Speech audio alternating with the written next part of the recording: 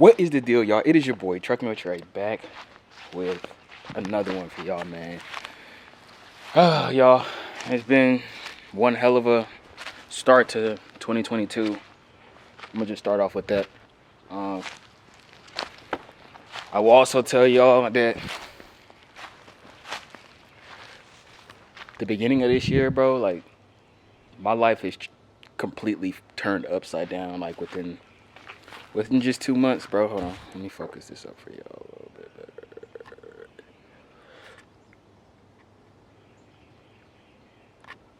Yeah, that looks better. But yeah, so I just been trying to, for the past months or so, wrap my head around, everything that's happened so far, and I've told you guys a little bit about what's going on. Some of y'all may understand, some of y'all may not, but yeah. So it's been a lot of big changes for me lately, and I'm just trying to adapt to these changes best of my ability, because that's what we do around here, bro. We a little fogged up.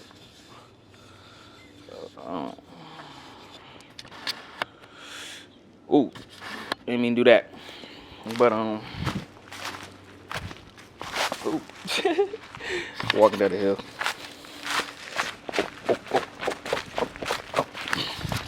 But yeah, y'all. So I'm just trying to adjust to my, adjust to the changes around me, or that have started occurring as of recent. I'm just taking a little walk here because I'm just tired of being in the house. But yeah, y'all, I'm excited to be back recording for y'all. I really, really, really am trying to bring y'all good content, y'all. I really want to be part of the YouTube community, bro. I really like recording and picking up this camera every time, I have an idea. Oh shit, curb tried to take my ass out. But every time I have a good idea or something, I pick up the camera, and the first thing I want to do, is share it with you guys, bro. And I love that about being a YouTuber, bro. You get to put whatever you want on there, and people get to, share their opinions, their thoughts, or whatever. They give their honest feelings, and that's really what I like about it most, is because I don't care about what people have to say or what people think. Yeah, obviously I care what people think. Well, not really. When I say I care what people think, I like constructive criticism, bro. That's what I'm saying. That's what I'm trying to say. I like feedback. I like when people tell me, oh, you could improve on this, or I think your channel would do a lot better if you. And sorry about not having any light, my face being dark. I'm kind of walking with my back towards the sun. So I'm just talking to y'all, man. I just felt like talking to you guys today. But on another note, somebody in the comment section, damn, I keep stumbling on, how, hold on, let me show y'all. You know how when you in your neighborhood, bro, walking down the sidewalk, it be all types of these like little uneven parts of the pavement, bro, on the sidewalk, and it usually be in these older neighborhoods that be having them. Like, look at this big ass hole right here. Let me focus. Look at this hole. Then we got another ledge right here, bro. So it's my auntie's neighborhood. But yeah. Anyway, I'm just trying to keep my footing and shit. But like I was saying, bro, somebody in the comment section, I'd say about a week and a half ago, 2 weeks, 2 weeks ago maybe, they commented that they wanted for me to give a military story time. Like, basically, I'm gonna walk back this way because I don't like how the sun is, reflecting on me, and I look dark in the camera or whatever. But military story time, I'm all for it. The the military was an interesting ride, bro. I liked it, and there was some stuff that I didn't like about it, but I'm glad I had the experience. I'll tell you this. I'll tell anybody this. If you want good structure in your life, and you want, that discipline, and you want, something to fall back on, you want a retirement, and you want a for sure credible, if that's what you're looking for, go for it. When I joined, I was in the Air Force. I did a year and like 2 months, something like that. And I liked it, bro. I'm not gonna lie to y'all. I liked it. I joined right after I graduated high school in 2018. I graduated from Mountain View High School in May of 2018. I ended up enlisting in November. I think I started my process in like June of 2018, the same year. And I was chilling that whole summer. I was studying for my ASVAB and whatnot. And I think I ended up taking the ASVAB in like, what month did I take that shit in? I want to say I took it in like August or something like that. And I'm gonna be honest, y'all, I really wasn't studying for it. I mean, I was and I wasn't, because part of me, like, there's always been like this thing with me and studying and school and schoolwork and shit. Like, I just don't retain information from just reading notes or a study guide or any of that shit. That shit just don't work for me. So I never studied for the ASVAB, and I went in there, took the test. I don't think I failed it the first. No, I don't think I failed it the first time. I think the first time I passed it, but I passed it with a real low score. And so the job that I really wanted to have going into the Air Force, I didn't qualify for. Excuse me, because my ASVAB score was too low. So, I had to take what I could get at that point. And what I could get was this job. The 1 Charlie 032. That was the AFSC code for any of you guys that are.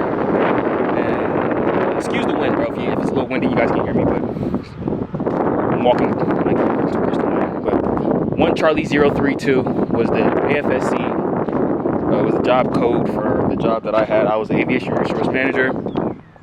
Basically, the description of that job, you are a data entry person. Basically, you input all types of data for aircrew members of all positions on the aircraft, whatever aircraft your squadron is assigned to. And my squadron was the 964th Airborne Air Control Squadron. We dealt with the AWACS aircraft. It was basically the aircraft. I forgot what AWACS stood for, but it was basically the aircraft with the big satellite on the top that basically was used for surveillance and stuff. I was basically getting shot, burn. I'm standing here looking at that green box. I'm debating on whether or not I want to sit on it to finish this story up for y'all, but I don't know. I might sit on my car. Shit, I used to sit on these things all the time as a kid. I'm kind of nervous. I'm gonna do it, but so yeah, we worked with the AWACS aircraft, and I basically sat behind the desk and I spoke to various aircrew members, pilots, FEs. FEs are flight engineers, flight doctors, basically every aircrew position on that specific aircraft I dealt with. And I basically kept up with their training, like for example, if they walked up to the desk and they were like, "Oh, I just want to see if I'm up to date on my whatever training," I would look for their name, pull it up, and I'll be like, "Yeah, you're gonna go bad for this training on this day, blah blah blah blah. So you should get with whoever to, that kind of thing." And I liked it. Not gonna lie, it was pretty chill. I liked it. I really did. I deployed once. I had fun, bro. I was 19 years old. I bought my first car in tech school. I went to basic in Lackland Air Force Base in San Antonio, Texas. I was there for like two months. Yeah, 2 months. It wasn't anything that I couldn't handle, bro. It was a different experience. I'll tell you that, bro. It was new to me. Obviously it was gonna be new to me, but and the process was like with my recruiter and stuff, I basically reported to her every day up until it was time for me to ship for MEPS. And MEPS is the processing center that the military uses to process people that are going into the military, or any of the armed forces. You swear in there, you do your drug test there, you do your physical, you do all types of tests and shit there. It's a long process. You out there wherever the location is. They put you in a hotel near wherever the facility is, and you out there for like 3-4 days, probably maybe a week if I'm not mistaken, and you getting stuff done. And then most people don't even make it. Most people don't even make it out of that portion of the process, because a lot of them come back with dirty drug tests, and they do your background check too. The background check come back with something they don't fuck with, or a lot of people don't make it out of that. So at the end of all that, you'll find out for sure what your job is going to be going into whatever service you're going into, and then within the next few days, if everything goes well, you get approved. You get shipped out to wherever your tech school is, or whatever your basic training is going to be. And I believe for the Navy, it was somewhere in Chicago. The Air Force was San Antonio, Texas. Marines, I can't remember. And the Army, I can't remember. But yeah, so shipped out, got straight to basic, and they pay for everything: ticket, plane ticket, everything, food voucher, and everything for the airport while you're there. And first night we got there, we ain't sleep. We ain't go to bed. Well, we did sleep, but we ended up going to bed until like 5 in the morning or something like that, because they had to process every single one of us that had showed up that night. So we was all kind of just sitting out in this auditorium that they had on the base. Everybody that had showed up that day was sitting in this auditorium waiting to get called up individually and get processed, bro. And I tell you, I was like 100 to 200 people is sitting up in there waiting to get processed, bro. We all tired. We just got off the plane, and yeah, we didn't get to go to the dorm until like I said, 5. Finally got some sleep. They let us sleep in until like 11 the next morning. Then we got up. We went to go get a haircut, and that's when we got our first cut, bro. I really don't remember everything, step by step, but I do remember a good amount of it. I made some really good friends in basic training. I still talk to both of them to this day. Both of them got kids. When I met them both, they both didn't have kids. One of them doesn't, that I'm still cool with. It's 3 of them that I'm still cool with. My nigga Dontarius Adams, shout out to him, out of Enterprise, Alabama. He just relocated to Eglin Air Force Base out in Florida.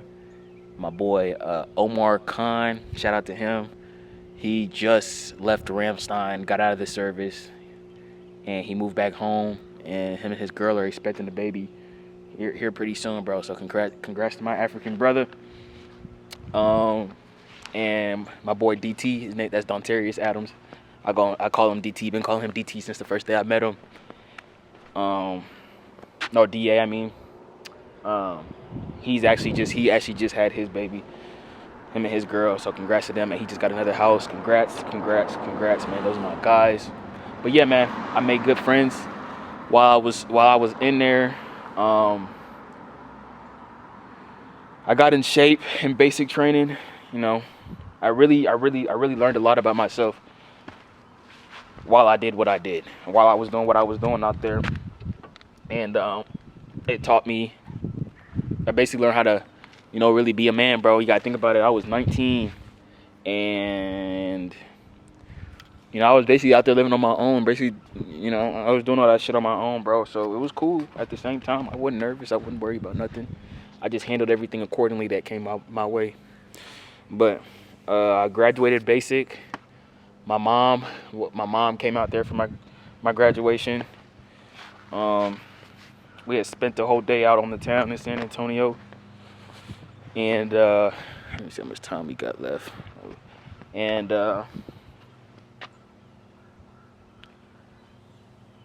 she stayed for a couple days.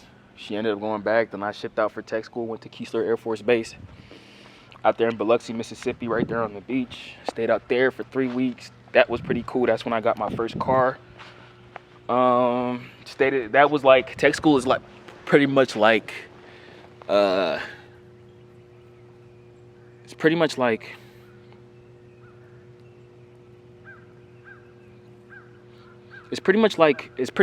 college for the military students, bro. That's pretty much what it was like, because there was like dormitories. We had a food hall, and the food was amazing. We had class every day. We were off on the weekends. We were allowed to wear regular clothes, like when we wasn't in school, but when we was in like class, during school hours, we had to be in uniform.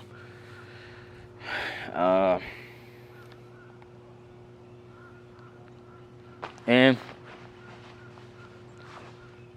trying to think what else about it. I had made another friend there, because the class that I was in with other aviation resource managers, me and Adams actually ended up being in the same class. So that was pretty cool. We ended up at the same tech school, my boy DA. And we had a ball, we had a blast. We was going out, hanging out, college shit. And yeah, we both ended up graduating. Both of us graduated, got through the class. All three of us got through the class. And when I say three of us, I'm talking about my friend that I met while I was in there, Anaya Boney. She was very, very, very, very, very, very, very chill. So it was just the three of us. We were all cool. And she ended up going to Charleston Air Force Base. He ended up going to Whiteman Air Force Base out in Missouri. That was his first duty station before he moved to Florida, like I said earlier. And then I ended up getting sent to Tinker Air Force Base in Oklahoma City. So I got to my first duty station. It was cool. I'm not gonna lie to y'all. It was pretty chill. Like I said, I was new to the area. I was new to Oklahoma City. I was new to the base. So I got put in a FTAC course. A week-long course called FTAC. It stands for First Term Airman's class or course or something like that. And I spent the week in FTAC, and I met some other guys in there. Became cool with some more guys in there. Made some friends in there, and that's pretty much the point of FTAC, is for you to meet other airmen that are new to the base and for y'all to, hit it off and whatnot. And which I did. So that was pretty cool. And yeah, man, I was pretty much like, I got treated like the rookie, bro, of the squadron, of my office. Like, I was always doing the grunt work in there. I was always taking out the trash and cleaning up this and running errands for that. And honestly, I didn't mind running the errands and doing all that other shit, because I ain't like being in the office a lot anyway, bro, because the other people that I worked with in my office, they were all older than me. Excuse me. I was 19 and they were like 23, 24, 25. Some of them pushing 30. There was only 3 of us. 4 or 5 of us in there.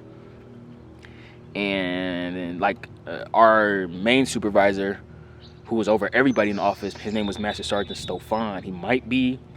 Master Sergeant Stofan might be a senior Master Sergeant by now.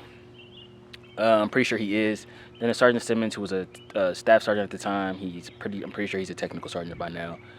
And it was senior airmen. It was 3 senior airmen. One of them had just got married, so her last name changed, and she also made staff. So her name is Staff Sergeant St. George. And then there was, I'm pretty sure, Kaminsky made staff, and I'm pretty sure Demzek made staff as well. But they were all senior airmen at the time. And Airman Brian was an A1C, which I'm pretty sure she's a senior airman by now. So I was the youngest in my office, and pretty much the youngest in my squadron. So they treated me differently, bro, in there. I'm not gonna lie to you. Like, where my desk was, it was like at the front. It was kind of like a lift gate kind of thing, like a service help desk kind of setup. And I sat right at the front, and there was another airman that could sit right, you know. There was a desk set up right next to me, and there's another desk set up on the other side of me. And so I was basically the face of our office, what I'm trying to say. So people would walk by, people from around the squadron would always be walking by, and they would always just be looking at me. And I remember this one time, somebody in the squadron had told my supervisor that I was looking at him like I had a problem with them, just because of how I looked, my face, just because of my face. But just because I have a naturally, I guess you could say, a natural mean mug, bro. And I look at everybody. I just look at everybody, look at everything that's walking by, walking up and down. And people took offense to that and told my supervisor that I was giving them dirty looks. And they got on to me about that. So it was just like a bunch of petty shit that was going on in the squadron. And I'm pretty sure a lot of it was happening because of my you know what. But, you know, there's only so much I could say or do about it. But just tough it out, bro. It's the military, you know. Teach you to be tough. So overall though, like I had a good time. You know, I learned a lot about my job. I enjoyed doing what I did. And I made some really good friends. I had some good times, bro. I went out to Texas a couple times. Like I said, I deployed. I had fun. Me and my guys, we used to do some crazy. We used to get lit on the weekends. One of the main things that happens to people that join the military is they turn to drinkers, bro. I ain't gonna say alcoholics, but if you go in and you say, oh yeah, I don't drink, or cause that's exactly how, I'm not gonna say this is everybody, but it's how I was. Oh, I don't drink, or I don't like alcohol, that's nasty. Yeah, I went in, and all the friends that I had, that I became friends with in my dorm, they were like 23, 24, 20 something years old. I was 19, about to turn 20 that year. And I just went with the crowd, you know what I'm saying? They were drinking. I was like, fuck it, let's drink. I do not support underage drinking, bro. But yeah. So I was drinking. I started drinking. And that's when I really learned how to have a good time, bro. I'm not gonna lie to you. I was going out to OU, University of Oklahoma, the Sooners. It was not that far of a drive from where we lived at on base. It was located in Norman, Oklahoma, which was like 30 minutes away from where we was. So we was always out there every weekend after the football game. It was lit. I'm pretty sure y'all know how that college shit go with the football. And yeah, so we was always at the bars, the clubs. Yeah, man, we was on the town in Oklahoma City. We was at the clubs in Oklahoma City. We was everywhere, bro. And we used to have a good time. And I miss shit like that. I miss, you know, having that connection, because, you know, when you join, you really connect. When you join any armed forces, bro, you really connect. You have a connection. You form a connection with people in there, bro. And those turn to your guys, bro. Those turn into your niggas. Basically, what I'm trying to say. And it's like, you know, you enjoy doing the stuff that you do with them on a daily basis. You know, and you look forward to planning stuff with each other. Like, we planned trips with each other. We did a lot of stuff, bro. And I really missed that. And then when I separated, that's one of the things that I missed the most. Because when I separated, I thought I was just gonna be able to come back here and be able to jump right back into, you know,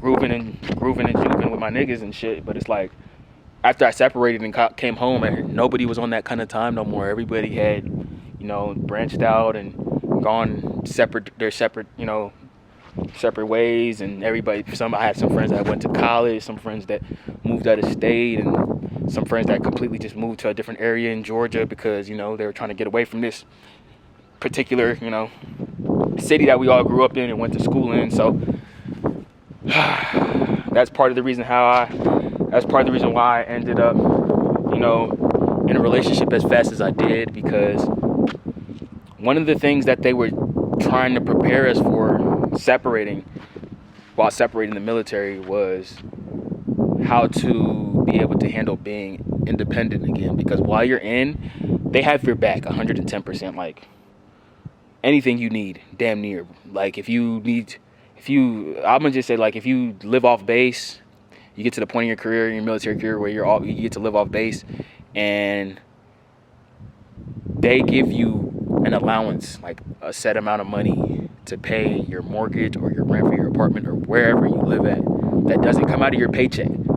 It's called BAH, base allowance housing, or something like that. And that's money that they drop into your account. And that's supposed to pay or cover whatever expenses you have for your living, you know, your living expenses, or your living needs. So rent, water, light, whatever, bro. And then whatever's left after you pay all that, obviously you have to keep. But they usually try to drop whatever amount is closest to what they usually cover. Whatever there's not going to be a lot of money left over. Basically, is what I'm trying to say. They cover pretty much exactly what you need. You know what I'm saying? Whatever money you need. You may have $100 left, $20 left. But yeah, I never got to experience it because I never got to get off base in my career. But I had a lot of friends that did, and they told me about it. But back to what I was saying, you just become very dependent on them, bro, and you fail to realize that you are your own person. And when I say you are your own person, that, how should I say this? You get used to the support that they give you, bro. So when you separate, a lot of people really don't know how to acclimate to being a civilian, bro, being a regular person again. And that was one of the things that I didn't take seriously, bro, separating. When I was sitting in that week-long class after I had officially found out that I was getting out of the military, I sat in that class and they were telling us all this stuff, and I wasn't taking none of it seriously. But I was like, I'm gonna be fine. I'm gonna get out of the military. I'm gonna be able to go back to how I was. You know what I'm saying? Just that childish. I wouldn't say childish, but like, I don't know how to really put it into words for y'all. It was just that, not nonchalant, but it was that kind of attitude, bro. Like, oh, I got this kind of thing, or I'm gonna be all right. And I'm gonna be honest with y'all. When I separated, I was homeless. I was damn near homeless. I ended up on sleeping at one of my niggas' houses that I went to high school with. I ended up asking him to ask his mother if I could sleep in one of their spare rooms, and I was paying to live there, so I was there. The first part of my separation, bro, the first part of 2020, I was there. And around that same time, I had met my girlfriend, or my ex-girlfriend now, Janaya. And I had jumped right into a relationship with her. We had history in high school and in the past and stuff, and we had been talking up until the point of me getting out of the military and me getting home and all that. And we were really ready to try something with each other, because the years prior, I wouldn't say we had always had intentions of getting with each other, but we were always, you know, flirting and talking and texting on and off. You know, she was at my house some days, she would come see me after work, and yeah, so we always had that kind of connection, and we just decided to try it, to hit it off, you know, and go for it at the beginning of 2020. And that was probably one of my mistakes, one of my biggest mistakes I made, because I should have used that time to adjust properly to being out of the military and being out of the service, because what they were really trying to, you know, adjust me to and get me ready for is being independent again. And me jumping out of the service and getting in a relationship and becoming not really so much, I wouldn't say fully dependent on somebody, but I guess you could say codependent on somebody, you know.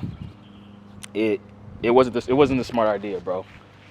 And you finna head out? Yeah. Alright. Oh, my fault. I ain't even vlogging. Yeah, I'm vlogging. You good, but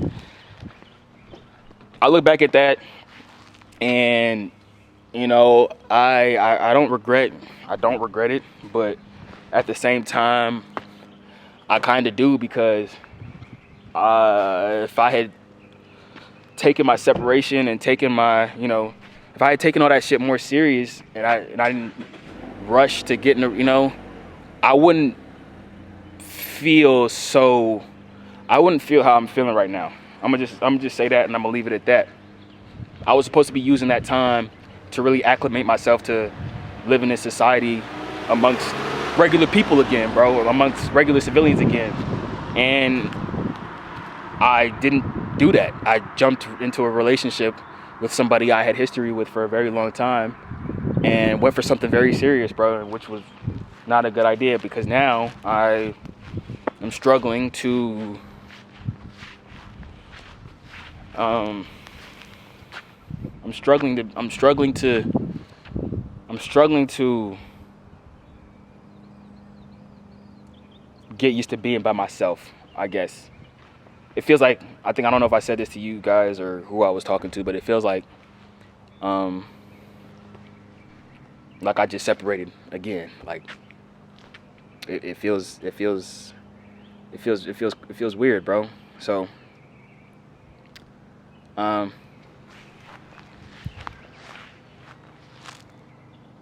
it's been challenging these first 2 months, of this year, but you know, it's just all crazy to me, because literally exactly where I was at the beginning of 2020 is exactly where I'm at right now, again, at the beginning of 2022, 2 years later. So, you know, I don't have a problem just picking up the pieces, dusting myself off, and keeping it pushing, bro, because if I don't, well, you know, it ain't nobody gonna get it for you, bro. You gotta get it for yourself. And that's always been my mentality. That's always been, you know, the kind of person that I strive to be, bro, because the kids that I want to have one day, I'm trying to get back in this fence. Y'all, look at this fence, bro. Look at this. Look at this.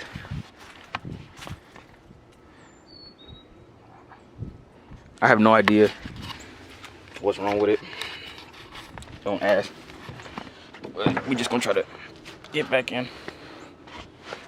Anyway. So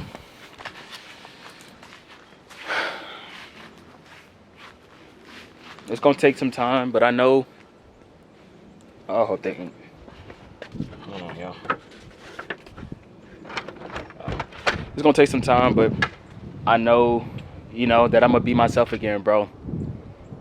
I had made a post on my I had posted a quote on my Snapchat like yesterday or 2 days ago that said, you know, I can't wait till I start feeling like I'm winning in life again, bro. And it's true, bro. I miss that feeling, like really feeling like, you know, I'm on top of my shit, because it's a good feeling, bro. When you're self-made, and when I say self-made, I mean when you're self-taught and you're self-driven, and everything that you know and everything that you have, you worked for it and you earned it on your own without anybody's help. It gets personal, bro, and it hits different, because like I said earlier, bro, ain't nobody gonna do it for you but you. Ain't nobody gonna do it for you but you. So to know that you're gonna have to be the one to put in that effort and put in that work again and again and again and again and again, you know, it keeps that fire burning inside of you, man. And I guess you can say that's what makes me the man that I am today, because I've never given up, and I won't give up. I don't care what obstacles are in front of me, man. I always make a way, and I always make it happen. And a lot of people, some people, I don't know if you guys know that about me, but a lot of my friends, a lot of my peers, a lot of my family, they already know that about me. So I just need the right person by my side. That's really it. because I'm the type of person that I like a queen by my side, bro. I like having somebody by my side, bro. I like having something, not necessarily that I'm working for, but something that makes somebody or something that makes it worth it. It's always gonna be worth it, but I like being a provider, bro. If that's easier said than done, I guess. I like being a provider, man. And this year is my year. I'm gonna do what I can do. I'm gonna do what I have to do for myself and for the people around me to be great, because I will be great. Y'all mark this day. Y'all mark my words. What day is it today? March 14th, 2022 at, let's check the time, 1:26. 1:26. Y'all probably can't see that. 1:26, March 14th, 2022. Y'all mark my words, man. This ain't the last of me. Obviously, it ain't gonna be the last of me. I ain't going nowhere, but I'm gonna be great, bro. Y'all gonna go back to this video. Y'all gonna look at it. Y'all gonna play it, and y'all gonna be like, yeah, he said he was gonna be great, and he was gonna turn heads, and he was. Y'all gonna see. But other than that, thank y'all for watching. I appreciate y'all tuning in once again. If y'all haven't already, subscribe, like this video, like my other videos, turn on that post notification bell so y'all can know when I drop these banger videos, man. I know it has not been consistent content, but I promise y'all, bro. I promise it's coming, bro. I promise it's coming. But I do appreciate y'all watching, and I do appreciate y'all giving me y'all support and y'all feedback, bro. It really means a lot. But yeah, I think that's gonna be it for this one, man. Y'all stay blessed. Y'all stay safe. And yeah, man, I love y'all. Peace.